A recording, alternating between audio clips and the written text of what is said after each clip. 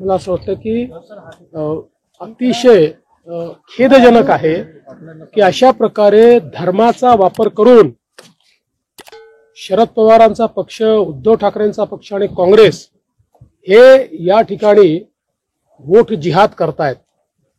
सज्जाद नोमानी उलेमा काउन्सिलचे प्रमुख यांनी 17 मागण्या या 3 पक्षांना दिल्या होत्या।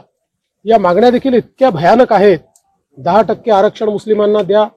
2012 ते 2024 महाराष्ट्रात जेवढे दंगे झाले त्या दंग्यांमध्ये जेवढे मुस्लिम आरोपी आहेत त्यांच्यावरच्या केसेस सगळ्या परत घेऊन टाका, RSS वर बंदी लावा, अशा प्रकारच्या 17 मागण्या त्यांनी दिल्या आणि या पक्षांनी त्यांना बकायदा पत्र देऊन त्या मागण्या आम्ही मान्य करू असं या ठिकाणी सांगितलेलं आहे।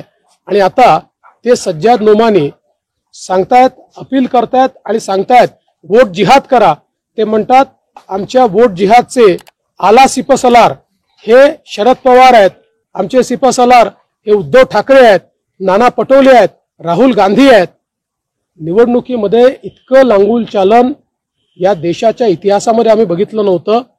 एक प्रकारे केवळ पोलरायझेशन करण्याकरता, अल्पसंख्याक मतं मिळवण्याकरता अशा प्रकारे जर या ठिकाणी हा विरोधी पक्ष महाविकास आघाडी काम करत असेल तर त्याच्या विरुद्ध आपल्याला निश्चितपणे सगळ्यांना एक व्हावंच लागेल। आणि मग जर तुम्हाला वाटतंय की मुठभर मतांवर तुम्ही निवडून येऊ शकता तर मग जे बहुसंख्य मतं आहेत त्या बहुसंख्य मतांना देखील पुनर्विचार करावा लागेल, एक यावं लागेल।